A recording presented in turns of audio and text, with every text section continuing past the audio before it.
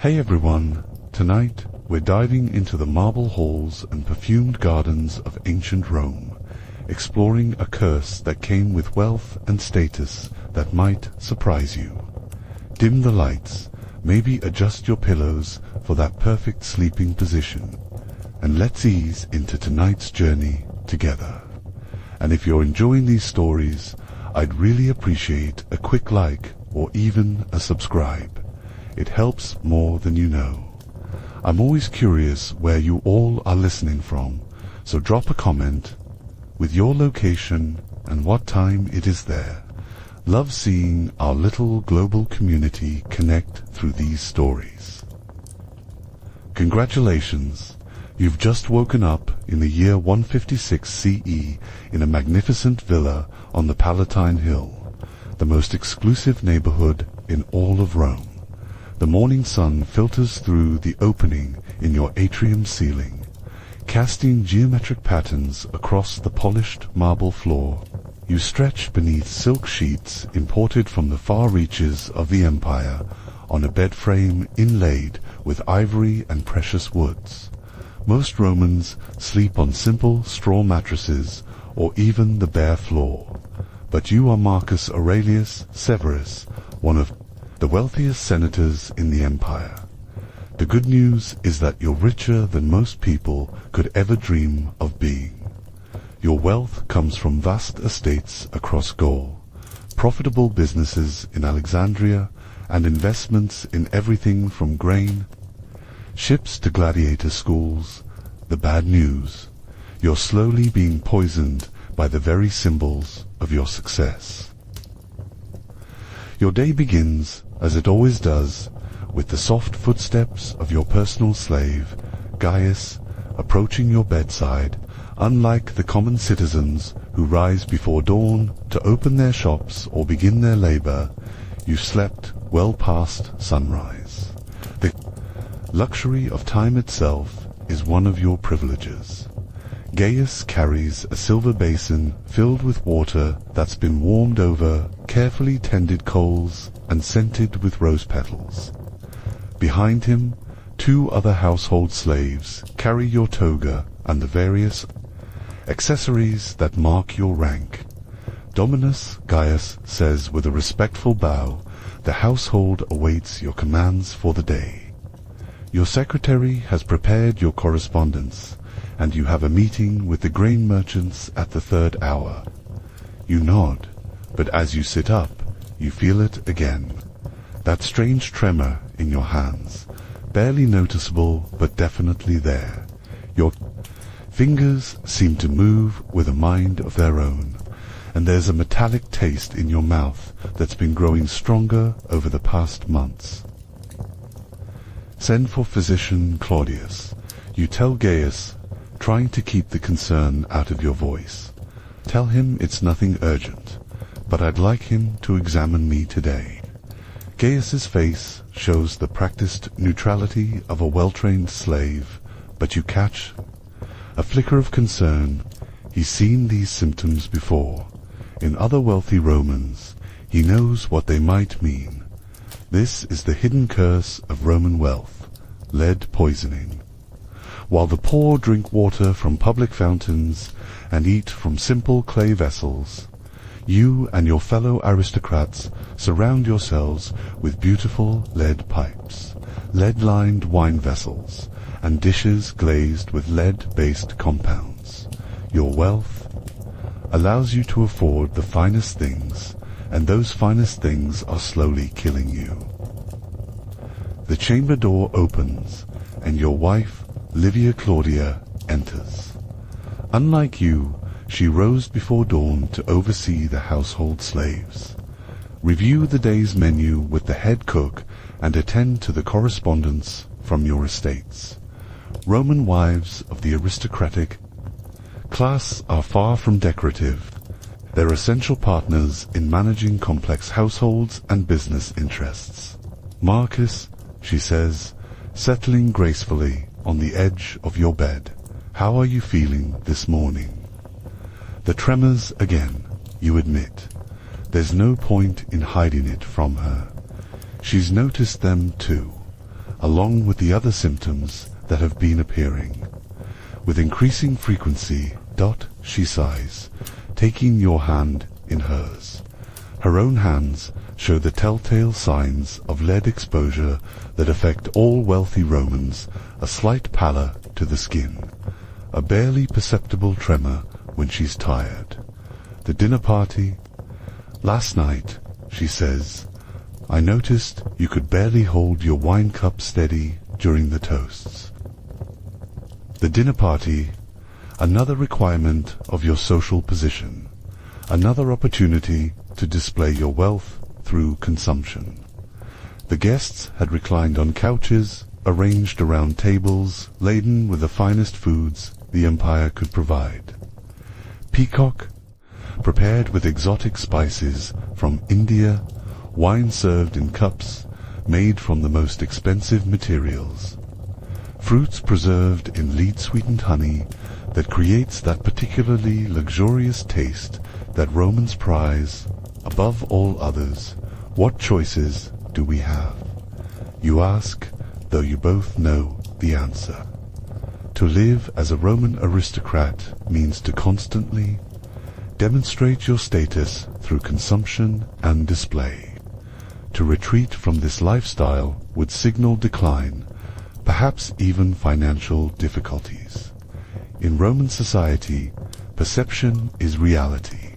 Show weakness and your enemies will pounce. The irony is not lost on you. While the poor struggle with malnutrition and disease from contaminated water, you and your class slowly poison yourselves with the purest, most expensive versions of those same substances. Their water might make them sick quickly, but your lead pipes deliver a slow, steady dose of toxins that accumulates over years, decades even. Gaius returns with word that physician Claudius is attending another patient but will arrive before the 6th hour. In the meantime, you must dress and begin your day's obligations. The toga, that ultimate symbol of Roman citizenship and status, requires assistance to put on properly. It's not a garment designed for convenience, but for ceremony, for the visual representation of your place in the Roman hierarchy. As Gaius and another slave help you with the complex draping of the toga, you reflect on its symbolism. The pure white wool, bleached with chemicals that are themselves toxic, marks you as a senator. The purple stripe indicates your specific rank. Every fold is precise, every drape intentional, but the weight of the fabric, combined with your increasing weakness, makes even this daily ritual more challenging than it once was. Your morning begins with the traditional ritual of the sun, where clients and petitioners come to pay their respects and seek your favor. This is one of the fundamental obligations of Roman aristocratic life. Your wealth and status create a network of dependents who rely on your patronage for everything from business opportunities to legal protection. You take your place in the atrium, seated in a chair designed to project authority. The marble columns around you rise to support a ceiling painted with scenes from mythology, all designed to impress visitors with your cultural sophistication and unlimited resources. The very air seems heavy with the scent of expensive incense. Another display of wealth that also carries its own health risks. The clients begin to arrive, a steady stream of Romans from various social levels. First come your freedmen, former slaves who now manage parts of your business empire but still owe you loyalty and respect. Then come the plebeians who seek your support for their ventures or your intervention in legal matters. Each interaction follows strict protocols that reinforce the social hierarchy while creating obligations that run both ways. Marcus Tullius, one of your most successful freedmen, approaches first. He manages your shipping interests from the port at Ostia, and his news is typically good. Dominus, the grain ships from Egypt arrived safely. Prices are higher than expected due to poor harvests in other provinces. This is excellent news for your wealth, but troubling for the general population. Higher grain prices mean profits for investors like yourself, but hunger for the urban poor. The Roman economy is a complex web where your prosperity often depends on others' misfortune. As you listen to Tullius's report, you notice your hands beginning to shake again. You clasp them together, hoping no one notices, but the tremor is becoming more pronounced. The metallic taste in your mouth intensifies, and you feel a slight confusion, as if thoughts are moving through honey rather than air. Very good, you manage to say.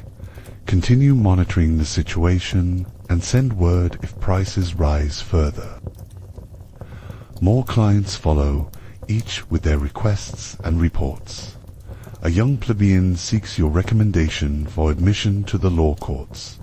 A veteran of the Dacian campaigns requests assistance finding employment.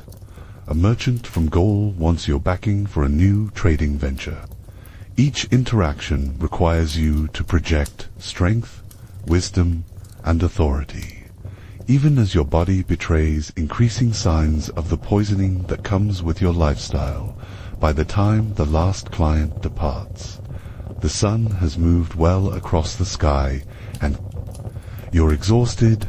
The simple act of sitting upright and conducting conversations has drained you in a way that would have been unthinkable just a year ago. Lead poisoning doesn't announce itself dramatically. It creeps through your system gradually, undermining your strength and clarity. Physician Claudius arrives as promised, a Greek freedman whose medical knowledge represents the best that Roman society can offer. He carries a leather satchel filled with instruments and remedies. Though his understanding of your condition is limited by the medical knowledge of the era, Romans have noticed the connection between lead and certain symptoms, but they don't fully understand the mechanisms of lead poisoning or its cumulative effects. Dominus Claudius says with a respectful bow, "Gaius tells me you're experiencing tremors and weakness." You describe your symptoms: the shaking hands, the metallic taste, the growing fatigue, the occasional confusion. Claudius listens carefully, his experienced eye noting details you might not even be aware of: the slight pallor of your skin, the way you hold yourself, the subtle changes in your speech patterns. These symptoms, he says carefully, they're not uncommon among Romans of your station. I see them frequently in those who enjoy the finest foods and drinks. This is as close as Claudius can come to identifying lead poisoning without fully understanding its mechanisms. He's observed the pattern. Wealthy Romans who consume lead-sweetened wine, eat from glazed pottery, and drink water from lead pipes develop these symptoms far more often than the poor who can't afford such luxuries. What do you recommend? You ask. Claudius opens his satchel and removes several vials. First, a tonic to strengthen the blood. This contains iron and herbs that may help with the weakness. He produces a dark liquid that smells of bitter herbs. Second, I recommend reducing your consumption of sweetened wine, particularly the vintages that are artificially enhanced for flavor. This is problematic advice. Sweetened wine enhanced with lead compounds to create that distinctive taste that Romans prize is not just a luxury but a social necessity. To abstain would be noticed, commented upon, and potentially damaging to your reputation. And third, Claudius continues, more time spent in the country air of your villas, away from the city. The air in Rome itself may be contributing to your condition. He's not wrong about this.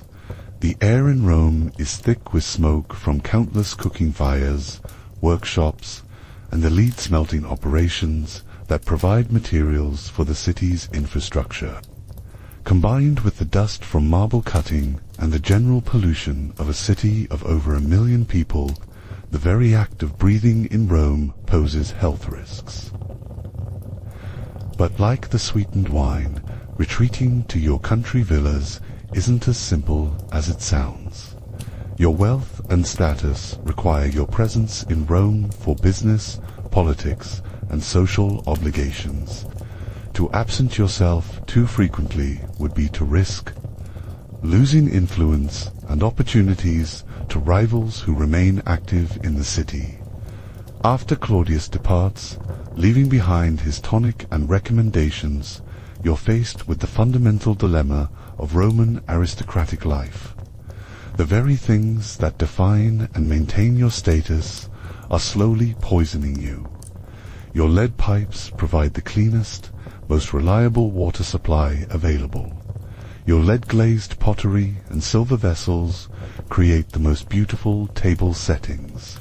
Your sweetened wine represents the pinnacle of Roman sophistication. Yet each of these luxuries contributes to your declining health. You decide to examine your house through new eyes, looking for the sources of your poisoning. In the dining room, you study the elaborate table settings that will be used for tonight's dinner party. The plates are made from the finest pottery, glazed with compounds that create brilliant colors and smooth surfaces. The cups and serving vessels are crafted from lead-based alloys that are prized for their beauty and durability. The kitchen reveals even more sources of contamination. The head cook, a highly skilled slave purchased at enormous expense, takes pride in using the most sophisticated cooking techniques available. This includes lined pots for preparing certain sauces, lead-based preservatives for extending the life of expensive foods, and lead compounds for achieving specific flavors and textures that mark your table as superior to those of less wealthy Romans. Master, the cook, says when you question him about these practices, these are the methods used in the finest houses throughout Rome. Without them, our cuisine would be indistinguishable from that served to common citizens. He's absolutely right. The light-enhanced cooking techniques, the specialized vessels, and the carefully prepared sauces and wines that define aristocratic dining aren't simply luxuries. They're essential components of maintaining your social position. A Roman aristocrat who serves simple food and drink might as well announce his poverty to the world. The water system presents perhaps the greatest challenge. Your house is connected to one of Rome's magnificent aqueducts through a private pipe system that brings fresh water directly to your home. This represents the pinnacle of Roman engineering and luxury. Most citizens must collect water from public fountains or wells, but your private system is constructed entirely from lead pipes, chosen for their durability and a pure taste. They impart to the water. The alternative, drawing water from public sources like common citizens, is unthinkable.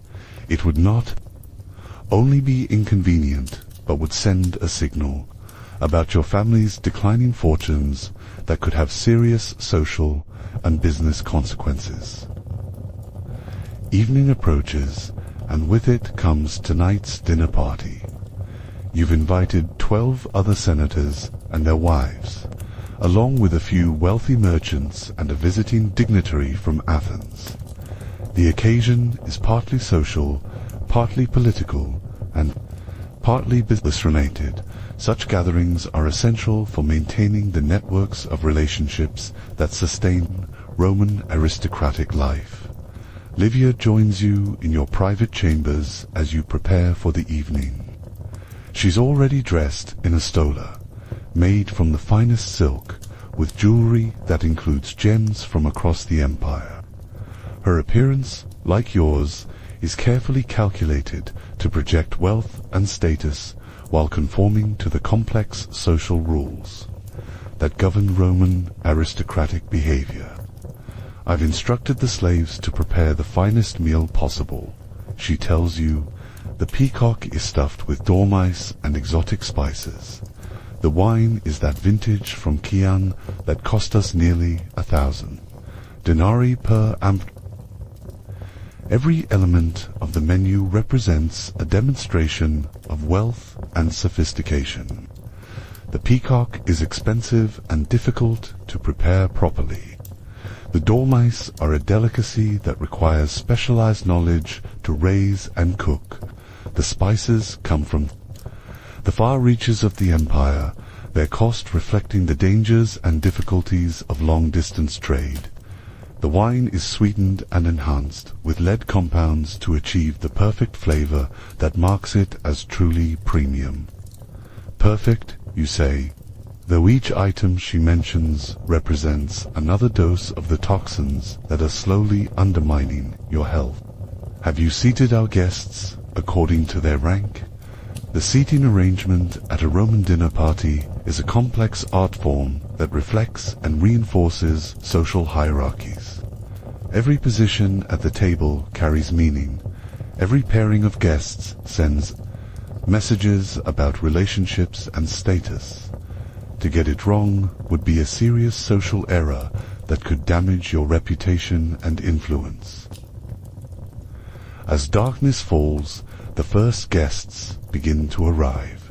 The house has been prepared with the finest decorations, fresh flowers, expensive incense, and carefully arranged lighting that shows off your art collection and architectural features.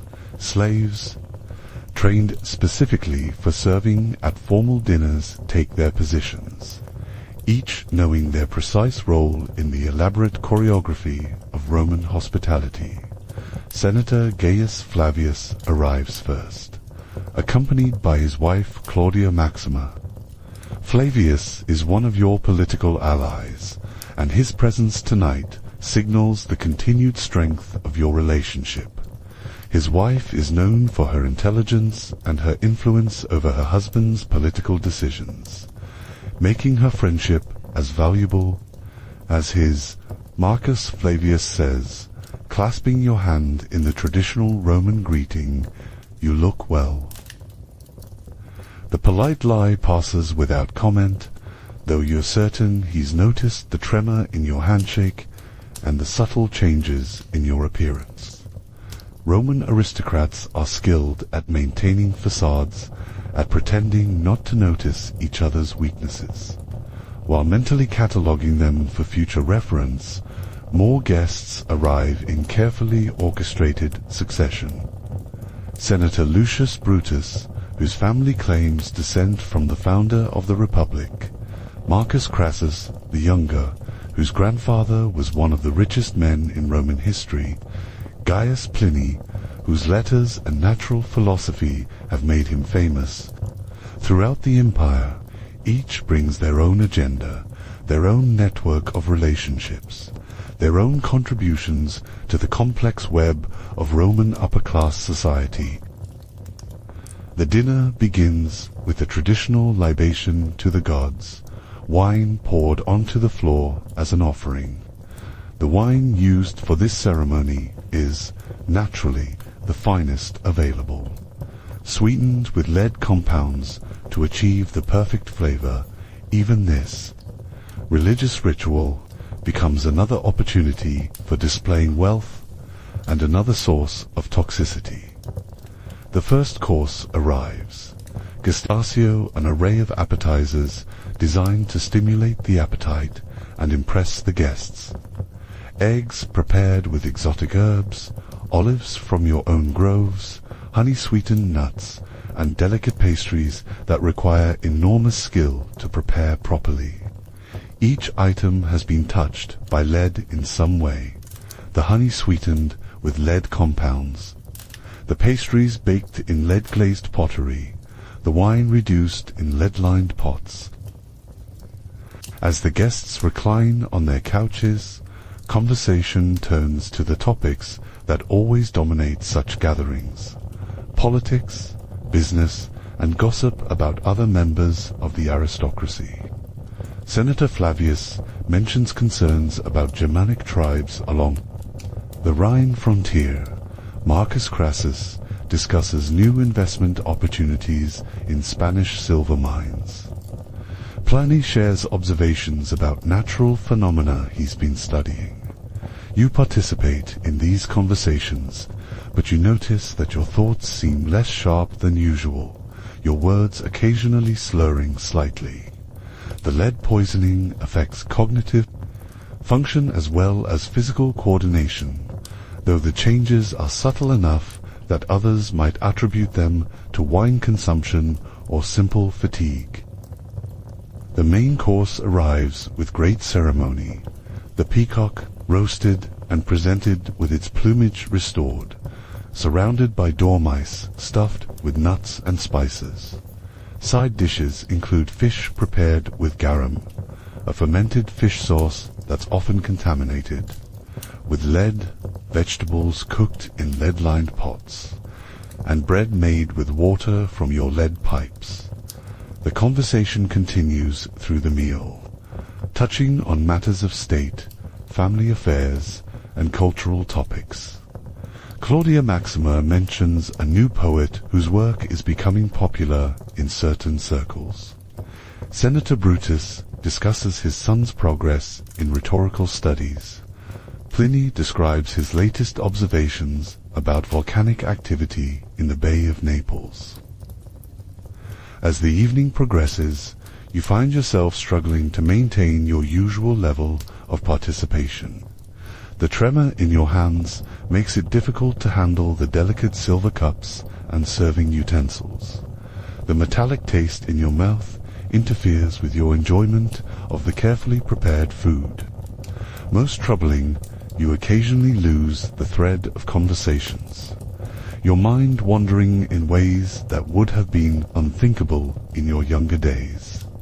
The dessert course brings more challenges: fruits preserved in lead-sweetened honey, pastries made with lead-enhanced flour, and wine that has been specially treated to achieve the perfect sweetness and clarity that marks it as suitable for the finest tables in Rome.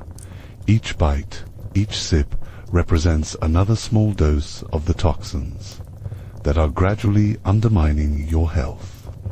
Marcus, Senator Flavius, says during a lull in the conversation, "You seem quieter than usual tonight. I hope you're not unwell." The question is posed with apparent concern, but you're aware that any sign of weakness will be noted and potentially exploited. Roman politics is a brutal game where advantage goes to those who can identify and capitalize on their opponents. Vulnerabilities: simply contemplating the excellent points you've made about the Rhine frontier, you reply diplomatically. These are serious matters that deserve careful consideration. The answer satisfies the social requirement while deflecting attention from your condition. But you're aware that others around the table are also watching, evaluating, forming judgments about your current state and future prospects.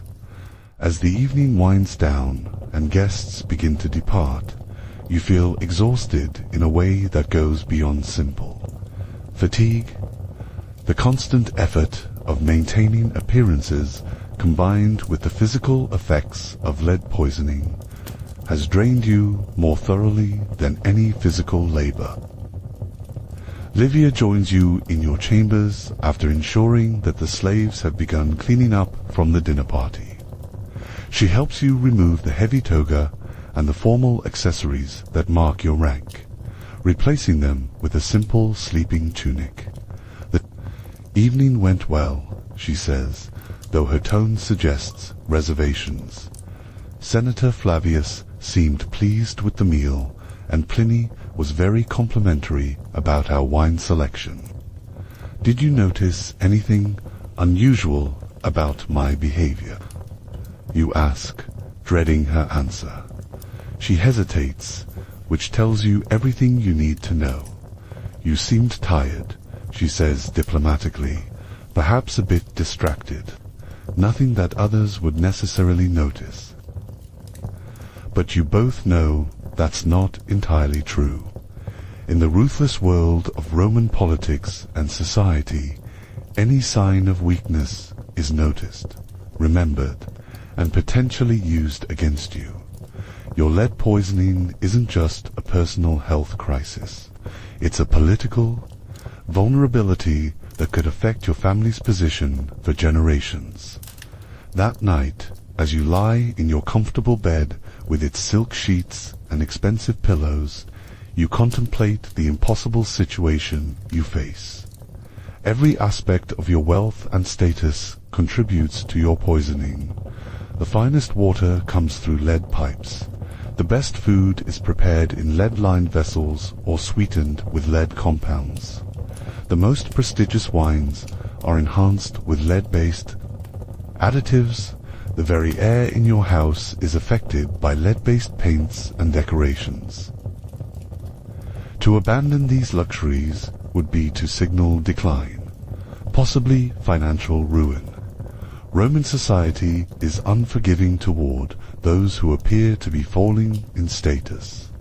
Your business relationships, political alliances, and social connections all depend on maintaining the appearance of continued prosperity and success.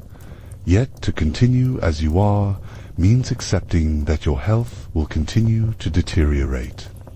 The tremors will worsen, the cognitive effects will become more pronounced, and eventually the symptoms will become impossible to hide.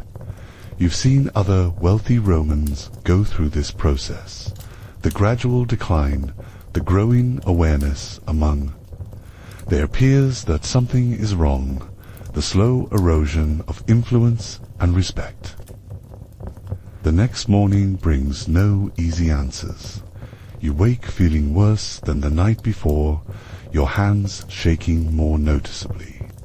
The metallic taste in your mouth stronger than ever. Gaius brings your morning meal, bread made with water from your lead, pipes, fruit preserved in lead-sweetened honey, and wine diluted with water that's traveled through your lead-lined distribution system.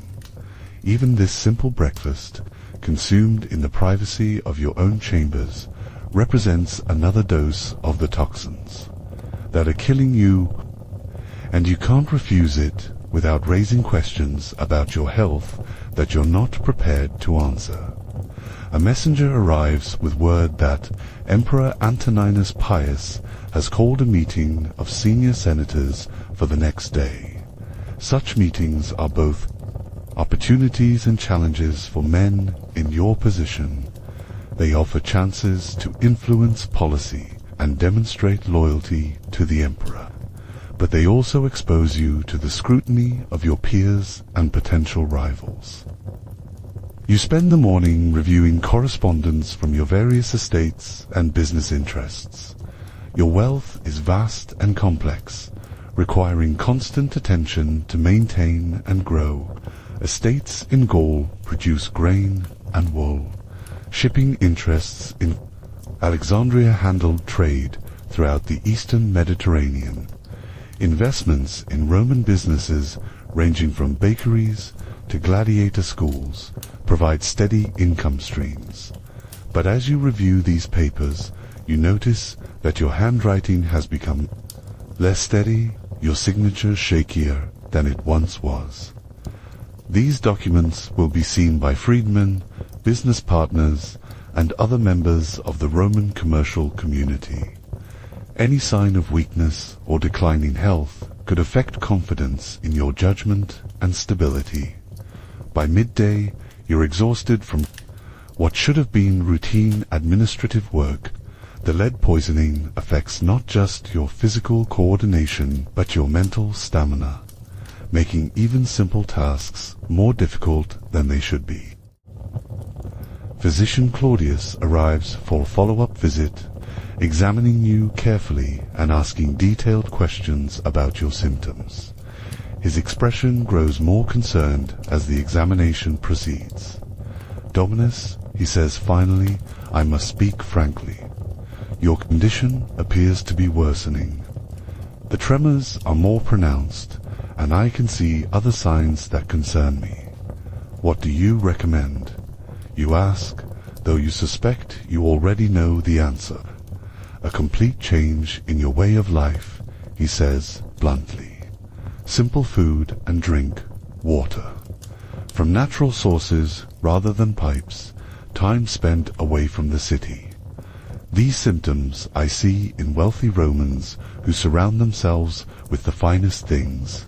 Perhaps those things are not as beneficial as we believe. His recommendation amounts to abandoning everything that defines your status as a Roman aristocrat.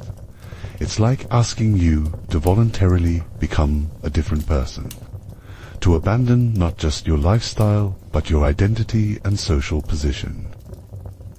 How long do I have, you ask, if I continue as I am? Claudius considers this carefully. Months, perhaps years. The condition progresses differently in different people. But it will progress, Dominus, of that I'm certain. After he leaves, you sit in your study surrounded by the symbols of your success. Maps showing your far-flung properties, contracts representing profitable business relationships, letters from influential friends and allies throughout the empire. All of this wealth and influence, built over decades of careful planning and political maneuvering, depends on maintaining your position in Roman society. But that position is literally poisoning you. You think about the common citizens you've observed going about their daily lives in Rome. They drink water from public fountains fed by clay pipes.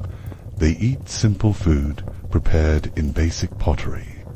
They can't afford the exotic spices and preserved foods that grace aristocratic tables. Their wine, when they can afford it, is basic and nunice.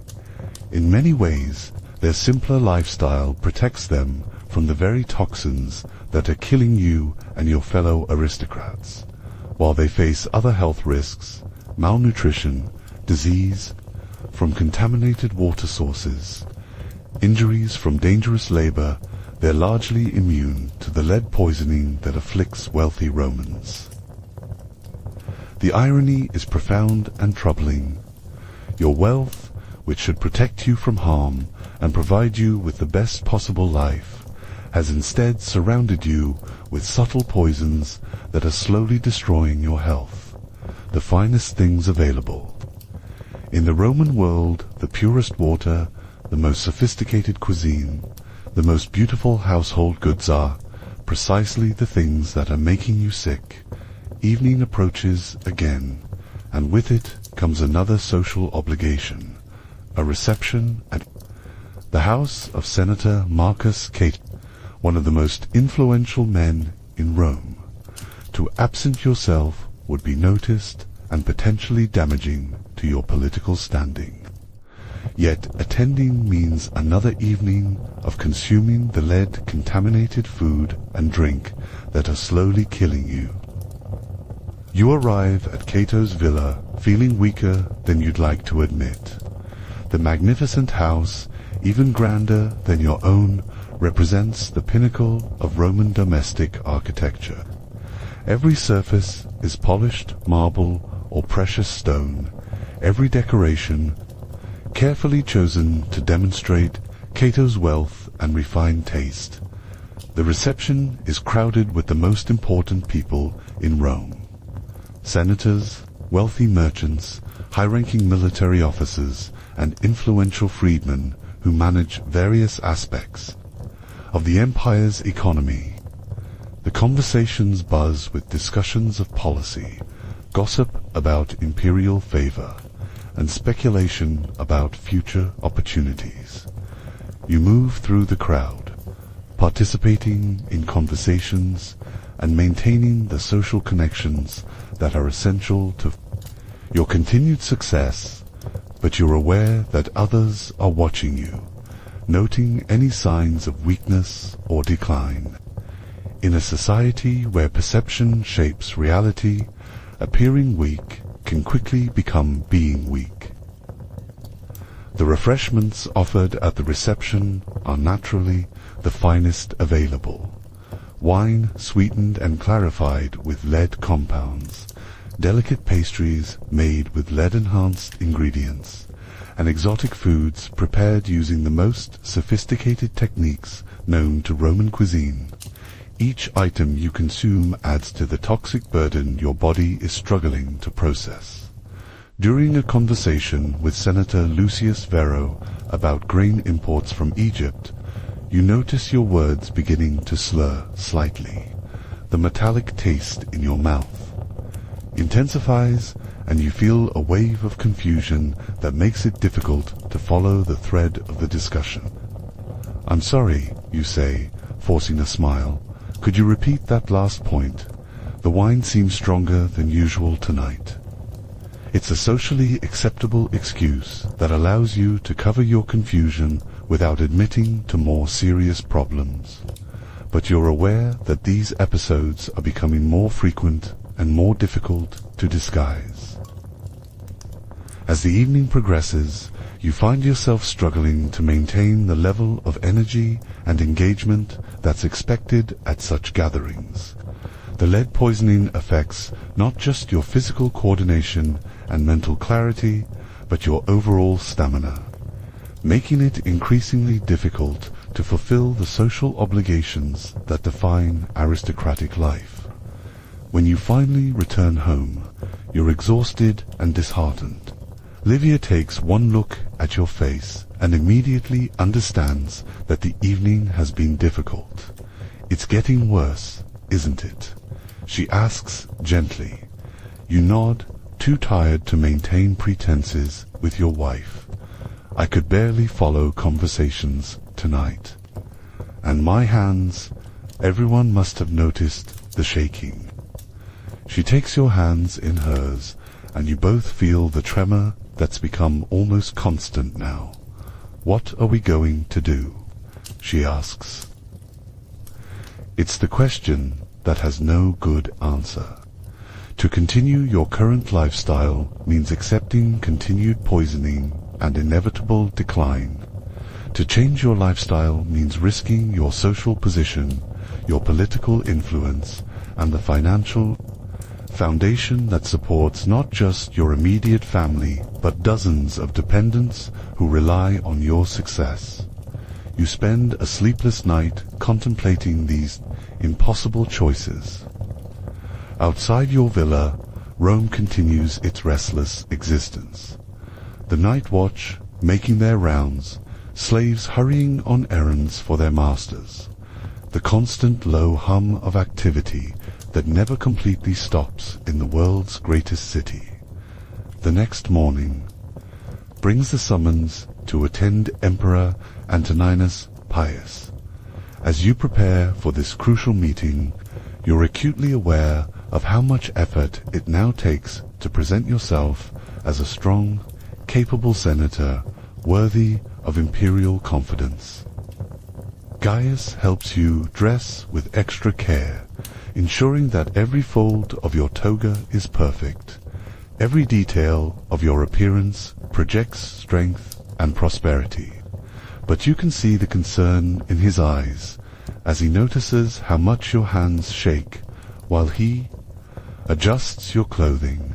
The journey to the imperial palace takes you through the heart of Rome, past monuments and buildings that represent the pinnacle of human achievement. The Colosseum, where gladiators fight for the entertainment of the masses. the Forum Romanum, where the business of empire is conducted, the temples dedicated to the gods who supposedly watch over Roman prosperity. All of this magnificence, you realize, is built on the same foundation as your personal wealth, the exploitation of resources and people throughout the empire, combined with sophisticated technologies and techniques that often carry hidden costs. The lead pipes that bring water to Roman fountains and homes, the lead-based glazes that create beautiful pottery, the lead compounds that enhance food and wine. These innovations represent Roman ingenuity and prosperity, but they also represent a form of progress that exacts a hidden price. The imperial palace is a marvel of architecture and decoration, every surface designed to overwhelm visitors with the power and majesty of Rome. As you wait with other senators in an antechamber, you notice that several of them show signs similar to your own: slight tremors, pale complexions, the subtle changes that mark the wealthy in Roman society. Senator Gaius Brutus, seated near you, fumbles slightly as he adjusts his toga. Senator Marcus Lepidus seems to have difficulty following a conversation happening nearby. These men, like you, are victims of their own success, slowly poisoned by the very luxuries that mark their elevated status. When you're finally ushered into the emperor's presence, you summon all your remaining strength to project dignity and capability. Antoninus Pius is known for his careful observation of those around him, and any sign of weakness could affect your political future and that of your family. The emperor discusses various matters of state, provincial administration, military supplies, the always complex question of managing the city of Rome's food supply. You participate in these discussions as best you can, but you're aware that your contributions are less sharp than they once were, your insights less penetrating. After the meeting concludes, you realize that you've reached a turning point. Your condition is worsening rapidly, and it's becoming increasingly difficult to hide the effects of lead, poisoning from those whose opinions matter most in Roman society. That evening you call for physician Claudius again.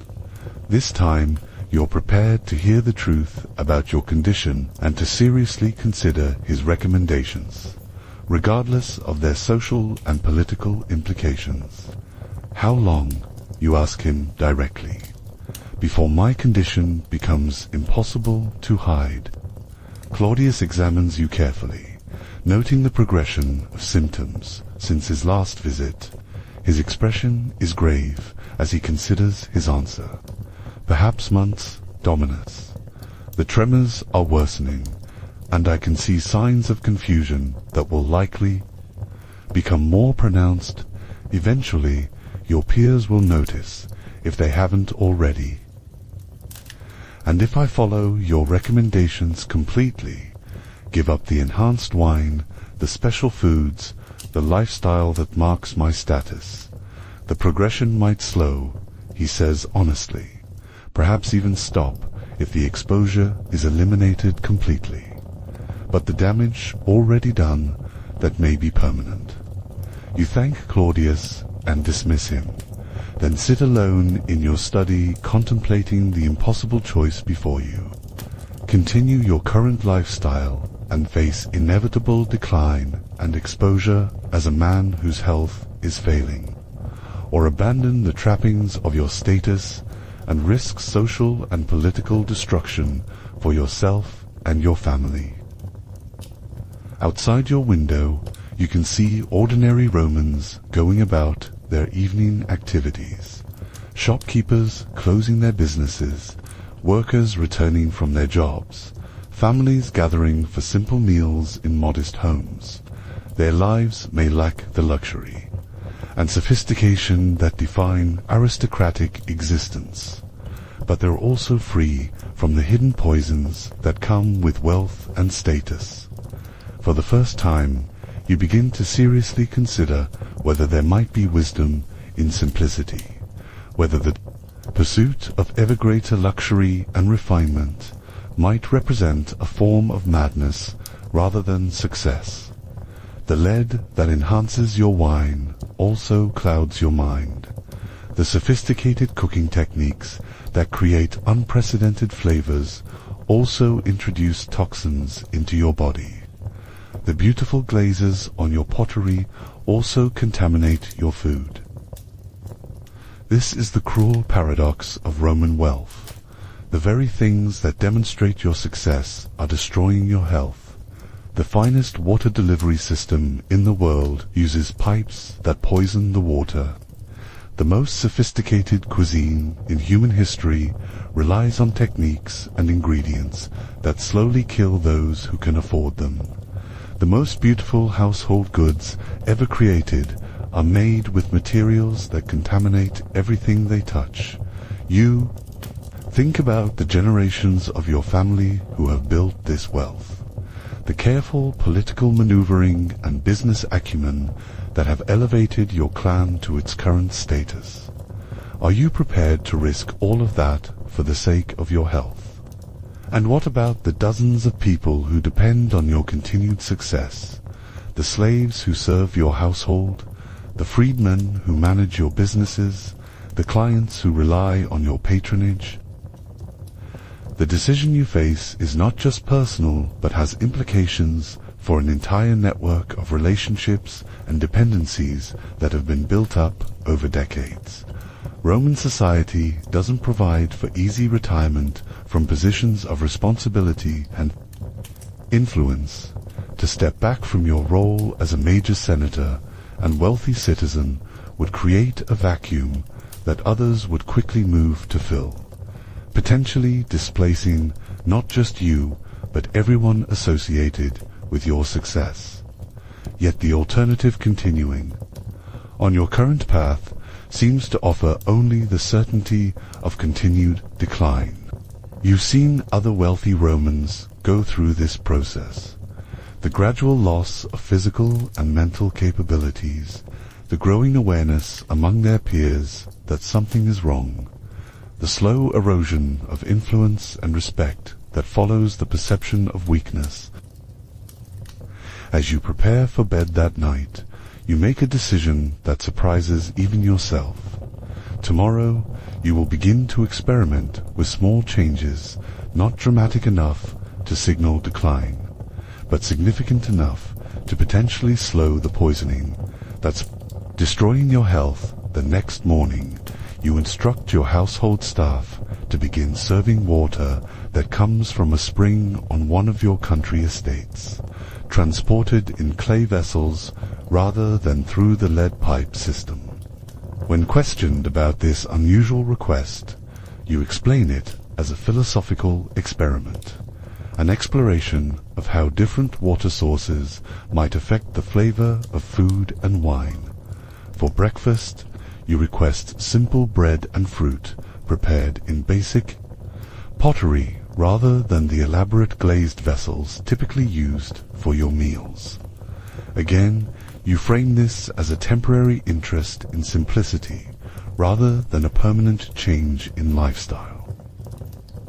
These small modifications represent the beginning of a careful balancing act, finding ways to reduce your exposure to lead while maintaining the appearance of continued prosperity and status.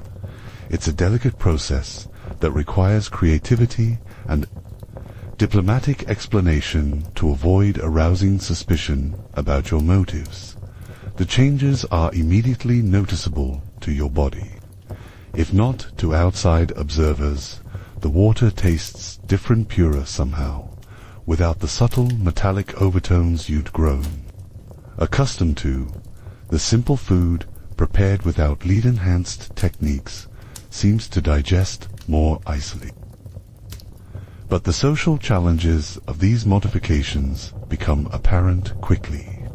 At a business meeting with other senators about grain import policies, you're offered wine from an ornate, lined vessel.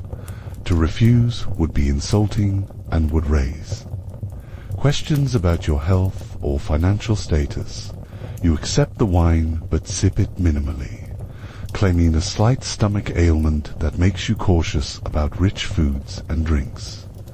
The excuse works for the moment, but you realize that such explanations can only be used occasionally without creating a pattern that others will notice and question. Over the following weeks, you continue experimenting with small changes.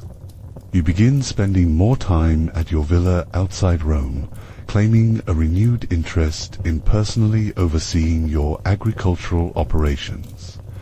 This allows you to drink water from natural sources and eat simpler food without the social complications that such choices would create in the city. The improvements in your condition are gradual but noticeable. The tremors in your hands become less pronounced. The metallic taste in your mouth begins to fade. Your mental clarity improves, making it easier to engage in the complex political and business discussions that define your daily life. But the social costs of even these modest changes become apparent. Other senators begin to comment on your increased absences from Rome. Business partners question whether your attention to agricultural details suggests financial concerns. The delicate web of relationships and perceptions that sustain aristocratic life is sensitive to any deviation from expected patterns. One evening, while dining at the home of Senator Marcus Lepidus, you notice that your host seems to be experiencing symptoms similar to those you've been fighting. His hands shake slightly as he raises his wine cup, and he occasionally loses the thread of conversations in ways that suggest cognitive difficulties. During a private moment, you risk a careful inquiry about his health. "Just age," he says dismissively, but you can see the concern in his eyes. "These tremors started a few months ago. My physician says it's an imbalance of humors. Nothing serious." You recognize the same denial you went through, the reluctance to acknowledge that something might be seriously wrong, but you also see an opportunity to test whether your insights about lead poisoning might help another person. "I've been experimenting with some dietary changes," you tell him carefully. "Simple food, natural water sources, more time in the country. My own physician suggested it might help with similar symptoms." Lepidus looks interested but skeptical. "You think our food is making us sick? That seems unlikely. We eat the finest ingredients available. Perhaps, you say diplomatically, but I've noticed some improvement since making these changes. It might be worth considering." This conversation represents a turning point in your thinking. Instead of seeing your condition as a purely personal problem, you begin to recognize it as something that affects many wealthy Romans. The lead poisoning that comes with aristocratic lifestyle isn't unique to you. It's a systematic issue that affects an entire class of people. Over the following months, you become more observant of your peers, noticing signs of lead poisoning. In many of the senators and wealthy citizens you interact with regularly, the slight tremors, the occasional confusion, the gradual decline in physical and mental sharpness that many attribute to aging, but which follows a pattern to be coincidental. You begin to understand that what you're experiencing is not just a personal health crisis, but a broader problem with the Roman aristocratic lifestyle itself. The very things that define wealth and status in Roman society, the sophisticated cuisine, the elaborate water systems, the beautiful household goods, are systematically poisoning those who can afford them. This realization leads to a profound shift in your perspective. Instead of seeing your wealth as an unqualified blessing, you begin to understand it as a double-edged sword that provides comfort and status, while simultaneously undermining your health and potentially your long-term survival. The question becomes, what responsibility do you have to others who might be suffering from the same condition? Should you share your insights about the connection between luxury and lead poisoning? And if so, how can you do it without undermining the social and economic systems that benefit you and your family? These are not easy questions to answer. Roman society is conservative and resistant to change, particularly when that change might threaten established ways of life, suggesting that the finest foods and most sophisticated technologies are actually harmful could be seen as undermining the very foundations of Roman civilization. But as you observe more of your peers struggling with symptoms that you now recognize as lead poisoning, the moral weight of your knowledge becomes heavier. You have information that could potentially help other people, but sharing it could also damage your own position and influence. One day, while reviewing accounts from your various business interests, you make a discovery that adds another dimension to your understanding of the lead poisoning problem. Your investments include shares in several operations that produce the lead pipes, lead-based glazes, and lead compounds that are poisoning wealthy Romans. In other words, you're profiting from the very industries that are making you and your peers sick. Your wealth comes, in part, from providing the materials and products that create the health problems you're struggling with. This revelation is deeply disturbing. It suggests that the lead poisoning problem isn't just an unfortunate side effect of Roman prosperity, but an integral part of the economic system that sustains aristocratic life. The businesses that provide the luxuries that define wealth and status are the same businesses that provide the toxins that are slowly killing those who can afford those luxuries. You begin to research your investments more carefully, tracing the connections between your wealth and the sources of lead exposure. The picture that emerges is complex and troubling. Lead mining operations in Spain provide raw materials for pipe manufacturing in Gaul. Lead smelting facilities in Rome itself produce the compounds used in food preservation and wine. Enhancement, lead-based glazes manufactured in workshops throughout the empire create the beautiful pottery that graces aristocratic tables. All of these operations contribute to your wealth through direct investment, taxation of businesses you control, or profits from related enterprises. You are literally profiting from your own poisoning and that of your social class. This discovery forces you to confront questions that go beyond personal health to fundamental issues about the nature of Roman society and economy. Is it possible to maintain your wealth and status without participating in systems that cause harm? Can you extract yourself from the lead-related industries without damaging your overall financial position? And what are your moral obligations to other wealthy Romans who might not understand the sources of their health problems? These philosophical and practical questions consume your thoughts as you continue to navigate the complex requirements of Roman aristocratic life. You maintain your social obligations, attend necessary political meetings, and manage your business interests.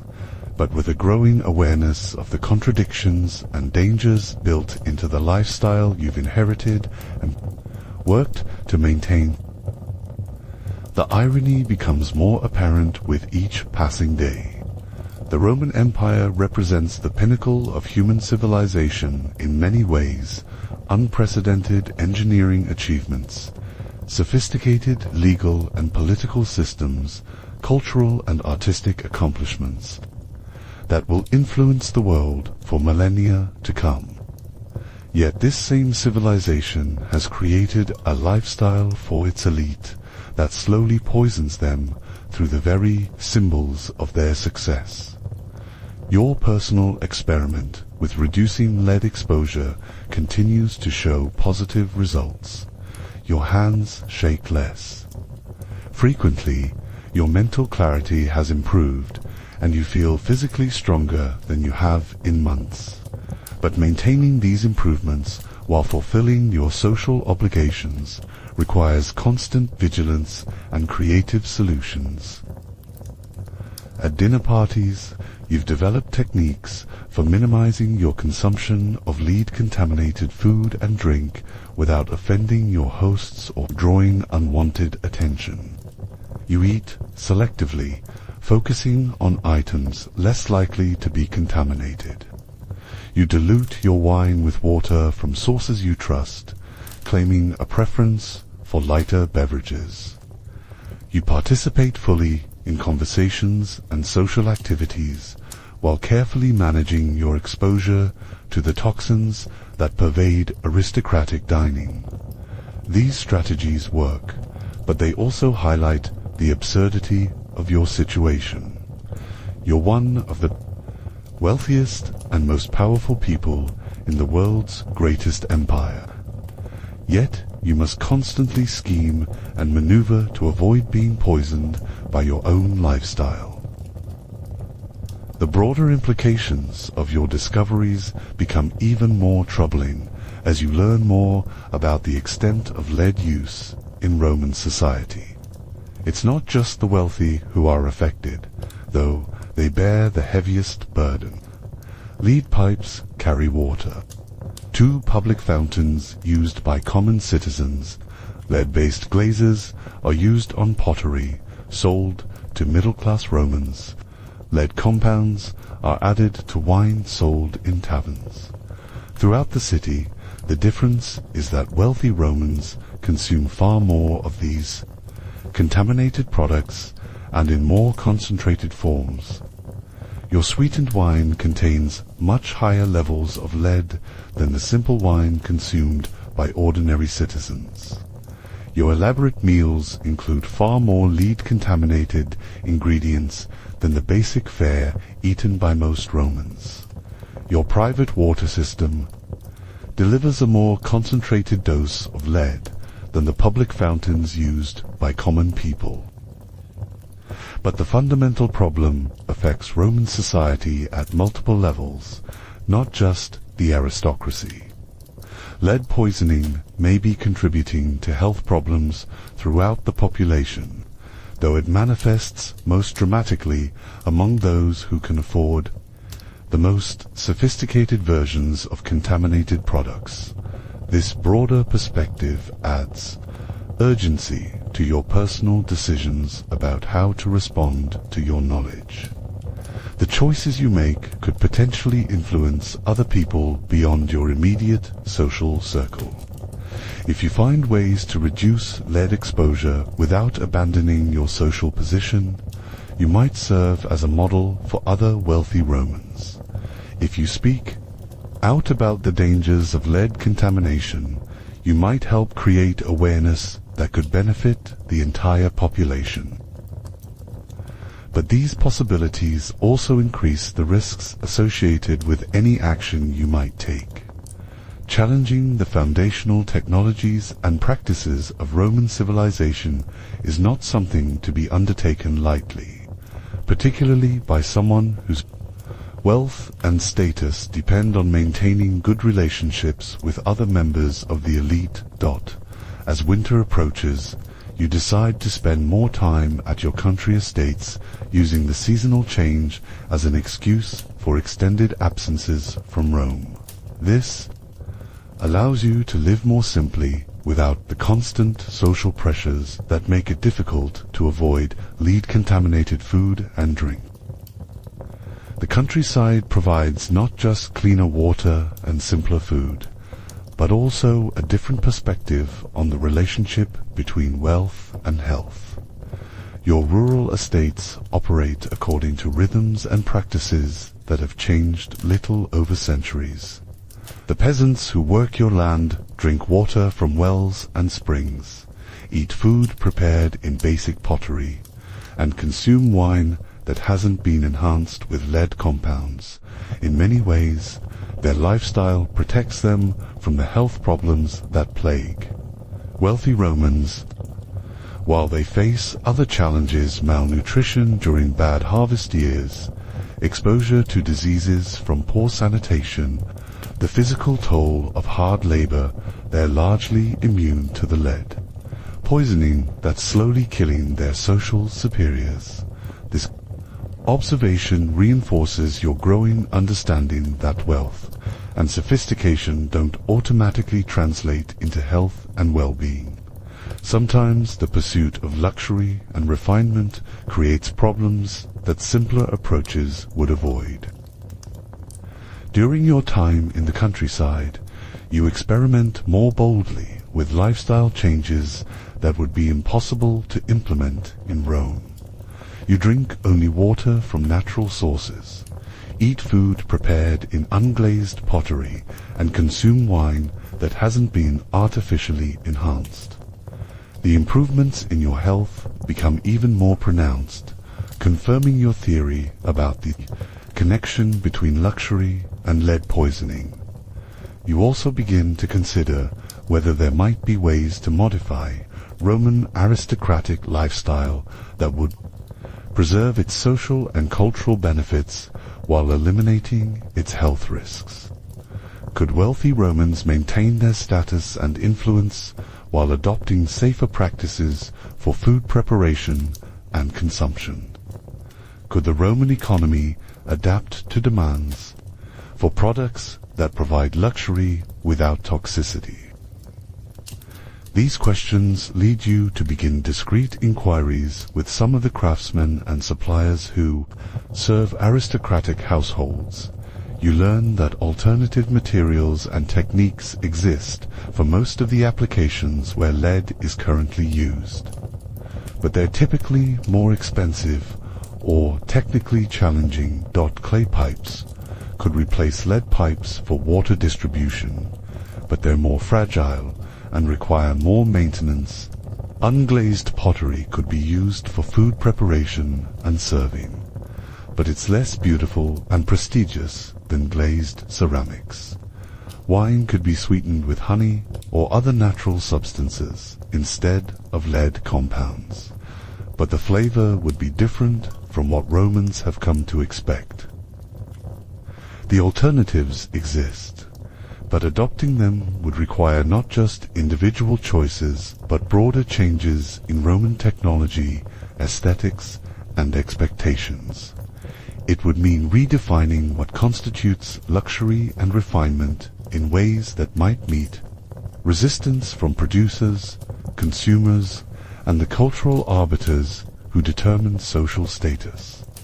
Despite these challenges, you begin to see possibilities for gradual change that might reduce the health risks of aristocratic life without completely abandoning its benefits. Small modifications in materials and techniques could significantly reduce lead exposure while maintaining most of the aesthetic and social advantages that define wealthy Roman lifestyle. The question is whether you're in a position to influence such changes, and whether you're willing to accept the risks that come with challenging established practices and expectations. As your health continues to improve through the winter months spent in the countryside, you begin to develop a plan for returning to Rome with a modified approach to aristocratic life. Instead of completely abandoning the social and political obligations that define your position, you'll look for ways to fulfill them while minimizing your exposure to the toxins that pervade wealthy Roman society. This will require careful planning, diplomatic explanation, and perhaps some willingness to be seen as eccentric rather than conventional. But you're beginning to believe that the alternative, continuing to slowly poison yourself for the sake of maintaining appearances, no longer acceptable. The disease of wealth in ancient Rome isn't just lead poisoning. You realize it's the entire system of values and practices that prioritizes appearance over reality, tradition over health, and social conformity over individual well-being. Lead in your wine is just a symptom of a broader problem with how Roman society defines success and status. But perhaps individual choices can begin to address these broader problems. If enough wealthy Romans begin to question the health costs of their lifestyle, if enough people start demanding safer alternatives to traditional luxury goods, if enough influential voices begin to speak out about the dangers of lead contamination, then gradual change might be possible. These thoughts sustain you through the winter months as you prepare to return to Rome with a new understanding of your position and responsibilities. You're still a wealthy Roman senator with all the obligations that entails, but you're now also someone who understands the hidden costs of that position and is determined to find ways to minimize them. The lead pipes that bring water to your house, the glazed pottery that graces your table, the enhanced wine that demonstrates your sophistication, all of these things will still be part of your world when you return to the city. But you'll approach them with knowledge and caution that might allow you to preserve your health while maintaining your status. It won't be easy. Roman society is conservative and resistant to change, particularly when that change might threaten established ways of life and business. But as you've learned through your own experience, the costs of maintaining traditional practices may be higher than the costs of carefully considered modifications. The worst thing about being rich in ancient Rome isn't just the lead poisoning that slowly kills wealthy citizens. It's the entire structure of expectations and obligations that makes it difficult to escape from practices that cause harm, even when you understand their dangers. But knowledge creates possibilities for change, even within the constraints of a rigid social system, and sometimes individual choices to live differently can begin to influence broader patterns of behavior and expectation. As spring approaches and you prepare to return to Rome, you carry with you not just improved health, but also a deeper understanding of the relationship between wealth, status, and well-being in Roman society. The lead in your wine has taught you something about the nature of civilization itself, that progress and sophistication don't automatically lead to human flourishing, and that sometimes the pursuit of luxury creates problems that simpler approaches would avoid. The challenge ahead is to find ways to apply this knowledge within the constraints of your position and responsibilities. You're still a Roman senator with obligations to your family, your dependents, and the empire itself.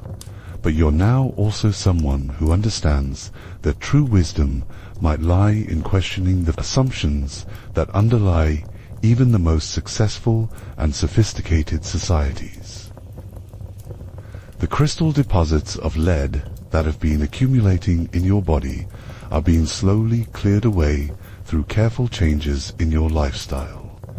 But the insights that your poisoning has provided will remain with you permanently, shaping how you Understand your place in the world and your responsibilities to others who might be facing similar challenges.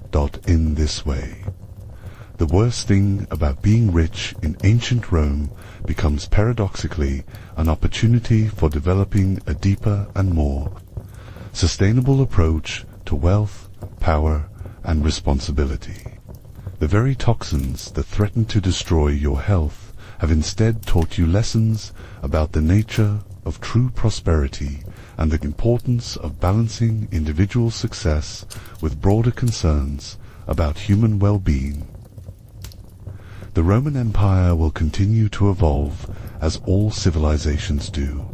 The lead pipes and glazed pottery and enhanced wine that define current notions of luxury will eventually be replaced by new technologies and new fashions. But the fundamental questions raised by your experience about the relationship between wealth and health, between tradition and wisdom, between individual success and collective responsibility will remain relevant as long as human societies struggle to balance prosperity with sustainability. Your personal journey from poisoning to recovery represents, in microcosm, the challenges that all advanced civilizations must face: how to preserve the benefits of progress while avoiding its hidden costs, how to maintain social stability while adapting to new knowledge, and how to balance individual interests with collective well-being. The lead in your wine was just the beginning of a much larger story about the nature of civilization itself. And as you prepare to return to Rome with your hard-won wisdom, you carry with you the possibility that individual understanding and careful choices might contribute to broader changes that could benefit not just yourself, but future generations of Romans who will inherit the world you help to shape in the end. The worst thing about being rich in ancient Rome isn't just the physical poisoning that comes with wealth and status. It's the intellectual and moral challenge of understanding how to live responsibly within systems that create both great benefits and hidden costs. The lead in your wine has taught you that true luxury lies not in the most sophisticated versions of traditional pleasures, but in the wisdom to distinguish between what enhances life and what ultimately undermines it.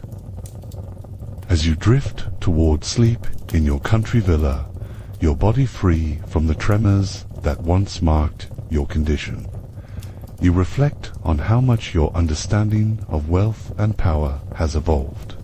The marble columns and silk tapestries that surround you are still beautiful, still symbols of your success and status, but they no longer define your sense of worth or well-being.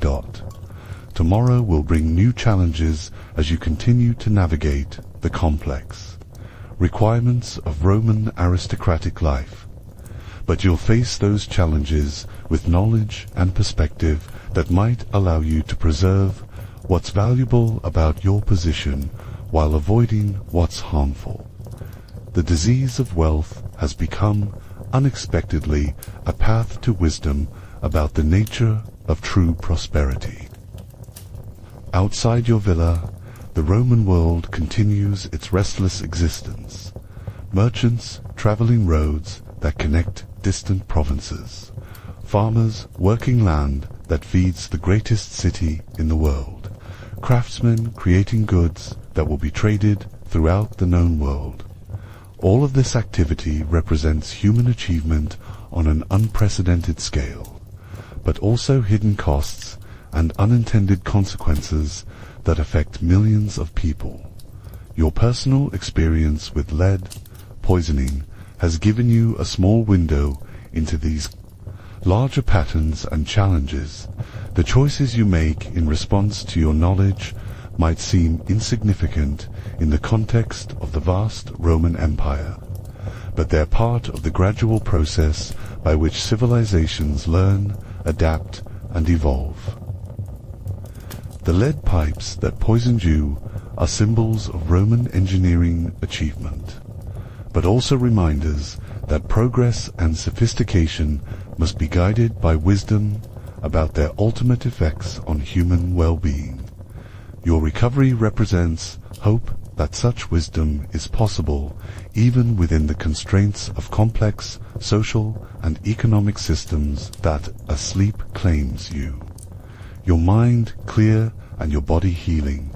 You rest in the knowledge that sometimes the worst aspects of our circumstances can become teachers that lead us toward better ways of living. The lead in your wine has been a harsh instructor, but an effective one, showing you truths about wealth, power, and responsibility that might have remained hidden in the glitter of unexamined prosperity. Tomorrow will bring its own challenges and opportunities, but tonight you sleep peacefully, free from the tremors that once marked your body and the confusion that once clouded your mind. The worst thing about being rich in ancient Rome has taught you something invaluable about what it means to live well in any time and place. That true luxury lies not in having the most sophisticated versions of everything, but in having the wisdom to choose what truly enhances human flourishing. The Roman Empire will endure for centuries more, but individual Romans like yourself will continue to face the challenge of living responsibly within its magnificent and problematic systems. Your experience suggests that such responsible living is possible, but only for those willing to question assumptions, accept uncomfortable truths, and make choices based on wisdom rather than convention. In this way, the poison in your wine becomes ultimately medicine for a deeper understanding of what it means to be wealthy, powerful, and responsible in a complex world. The lead that threatened to destroy you has instead taught you how to live better, not just as a Roman aristocrat, but as a human being seeking to balance individual success with broader concerns about the well-being of others and the sustainability of the civilizations we create and inhabit. Spring arrives with unusual warmth, and you make your return to Rome with a mixture of anticipation and apprehension. The months in the countryside have restored much of your health, but you know that re-entering the complex social and political world of the capital will test your resolve to maintain the lifestyle changes that have saved you from the worst effects of lead poisoning. The journey back to your Palatine Hill villa takes you through familiar landscapes that now appear different through your transformed understanding. The aqueducts that carry water to Rome's fountains and homes represent engineering marvels, but you now see them also as delivery systems for the lead contamination that affects so many Romans. The workshops and businesses that line the roads into the city create prosperity and employment, but many of them also produce the glazes, compounds, and products that slowly poison their wealthy customers. Your villa appears unchanged from the outside, its marble facades and carefully maintained gardens still projecting the wealth and status that define your position in Roman society. But as you enter the familiar rooms, you see them with new eyes. Every beautiful vessel, every sophisticated convenience, every symbol of luxury now represents a potential source of the toxins you've worked so hard to eliminate from your body. Gaius greets your return with evident relief. Your extended absence has created challenges for the household staff, who've had to manage your affairs without direct supervision while fielding questions from business, associates, and political allies about your whereabouts and health. Dominus, he says, as he helps you settle into your study. Many people have inquired about you during your absence. Senator Flavius has called twice, and there are messages from your grain merchants in Alexandria. The pile of correspondence on your desk represents the accumulation of months of business and political matters that require your attention. As you begin to review these documents, you realize how much energy and mental clarity your recovery has restored. The confusion and fatigue that once made such work difficult have largely disappeared, replaced by the sharp focus that characterized your thinking before the lead poisoning began to affect you. But you also notice something else. Many of the letters show signs that their authors may be suffering from the same condition you've escaped. Handwriting that wavers or becomes less steady as the writer progresses. Thoughts that seem to lose their thread or jump unexpectedly from topic to topic. These subtle signs, invisible to you before your own experience with lead poisoning, now stand out clearly. Senator Marcus Crassus has written about problems with his memory, attributing them to age, but describing symptoms that sound remarkably similar to what you experienced. A wealthy merchant from Gaul mentions difficulties with his hands that make writing painful. A fellow investor in Spanish silver mines asks whether you've noticed any changes in your own health, wondering if there might be some connection between their business activities and the tremors he's developed. These letters suggest that your experience is far from unique, that lead poisoning may be affecting wealthy Romans throughout the empire. The realization adds weight to your sense of responsibility about how to use the knowledge you've gained through your own suffering and recovery over the following days. You carefully reintroduce yourself to Roman social life while maintaining the precautions that have restored your health. You attend meetings with other senators, participate in business discussions, and fulfill the political obligations that define your position. But you do so with constant awareness of the hidden dangers that surround aristocratic life. At dinner parties, you've become skilled at appearing to participate fully while actually consuming minimal amounts of the lead-contaminated food and wine that pervade wealthy Roman entertaining. You've developed techniques for discreetly disposing of most of what's placed before you, for diluting wine with water from sources you trust, and for steering conversations away from topics that might require extended consumption as a sign of respect or fellowship. These strategies work, but they also highlight the absurdity of your situation. You're one of the most powerful people in the Roman Empire, yet you must constantly employ subterfuge to avoid being poisoned by your own lifestyle.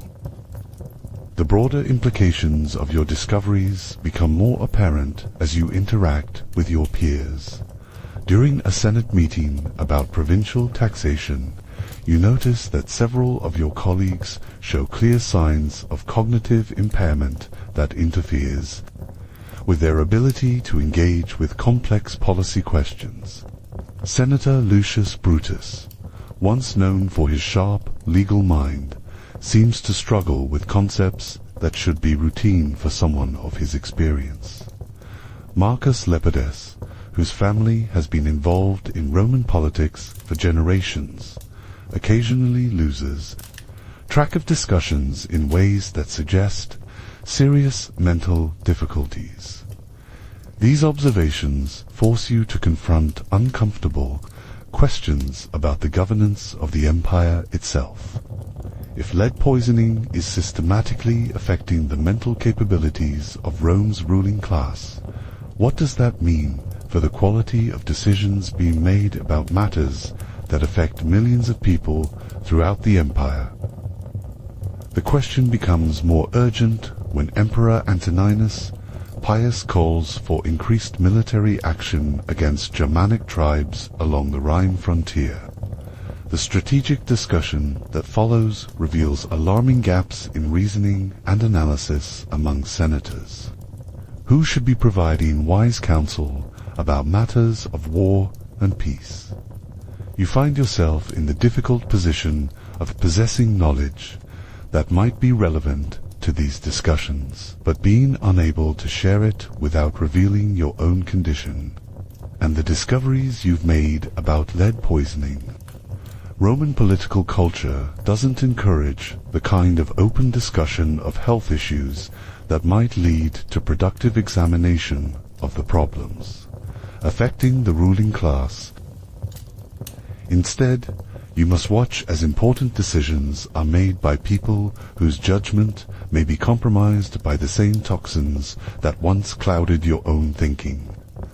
The realization is deeply troubling, suggesting that the lead poisoning problem isn't just a personal health issue, but a threat to the effective governance of the empire. Your concerns deepen when you're invited to participate in a special committee examining trade policies with Britain. The other committee members include some of the wealthiest and most influential senators in Rome, people whose opinions carry enormous weight in imperial decision-making. During the committee's first meeting, you're shocked by the poor quality of analysis and reasoning displayed by your colleagues. Basic concepts about economics and trade seem to confuse senators who should be experts in these areas. Simple calculations defeat people who once managed complex business empires. The discussion wanders and loses focus in ways that would be alarming in any context, but are particularly dangerous when the topics under consideration affect the livelihoods of millions of people. You realize that you're witnessing the intellectual decline of Rome's ruling class caused by the systematic lead poisoning that affects everyone wealthy enough to afford the finest food, drink, and household goods that Roman civilization can provide. The committee's final recommendations are predictably flawed, based on misunderstandings of basic economic principles and influenced by confused thinking about cause and effect relationships. When these recommendations are presented to the full Senate, they're approved with little meaningful debate, partly because many of the senators lack the mental clarity necessary to identify the problems with the proposed policies. Watching this process unfold, you begin to understand that your personal experience with lead poisoning is part of a much larger crisis affecting Roman civilization itself. The empire's political and economic leadership is being systematically undermined by the very lifestyle that marks their success and status. This realization forces you to reconsider your own responsibilities and options. Is it enough to protect your own health while remaining silent about the broader problems you've identified? Do you have an obligation to speak out about lead poisoning, even if doing so might damage your own position and influence? And if you do decide to share your knowledge, how can you do so effectively within the constraints of Roman political culture? These questions become more pressing when you receive an invitation to dinner at the home of Emperor Antoninus Pius himself. Such invitations are rare honors that reflect imperial favor and provide opportunities to influence policy at the highest levels. But they also expose you to some of the most sophisticated and concentrated sources of lead contamination. In the Roman world, the imperial kitchens represent the pinnacle of Roman culinary art, employing the most advanced techniques and expensive ingredients available anywhere in the empire. The wines served at imperial dinners are enhanced with the finest lead compounds to achieve flavors that ordinary Romans could never experience. The serving vessels are made from the most beautiful materials, many of which involve lead-based glazes or alloys. To attend such a dinner while maintaining your health precautions would be extremely difficult. To decline the invitation be politically disastrous, potentially signaling disloyalty or disrespect toward the emperor. You're trapped between protecting your health and maintaining your position in Roman society. After careful consideration, you decide to attend the dinner, but to employ every strategy you've developed for minimizing exposure while appearing to participate fully. It's a risky approach that requires constant vigilance and careful performance, but it seems to offer the best chance of balancing your health needs with your political obligations. The imperial palace on the evening of the dinner represents Roman civilization at its most magnificent. Every surface gleams with precious materials. Every decoration demonstrates the wealth and power that Rome commands throughout the known world. The assembled guests represent the empire's political, military, and economic elite, people whose decisions shape the lives of millions. As you move through the reception before dinner, you're struck by how many of the empire's most important leaders show signs of the condition you've learned to recognize. The trembling hands, the occasional confusion, the subtle cognitive impairments that mark lead poisoning are visible throughout the gathering, though no one seems to recognize them as symptoms of a systematic problem. Emperor Antoninus Pius himself appears robust and mentally sharp, but you notice that he consumes very little of the elaborate food and wine that's offered throughout the evening. Whether this abstinence reflects awareness of health issues or simply personal preference, it may help explain why he's maintained his capabilities while many of his advisors and senators have experienced decline. The dinner conversation ranges across topics of imperial importance: military campaigns, economic policies, cultural developments throughout the provinces, but you're disturbed by the quality of analysis and reasoning displayed by many participants. Important nuances are missed, obvious implications are overlooked, and complex issues are reduced to simplistic formulations that could lead to serious policy mistakes. During a discussion about grain supplies from Egypt, Senator Marcus Crassus makes several statements that reveal fundamental misunderstandings about agricultural production and trade logistics. His errors go unchallenged, partly because other participants seem to lack the mental clarity necessary to identify the problems with his reasoning.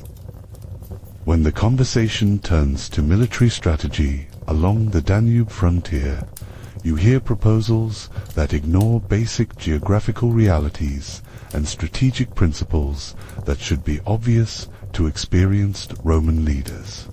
The discussion proceeds without the careful analysis that such important topics deserve, influenced by the confused thinking that characterizes much of Rome's current leadership.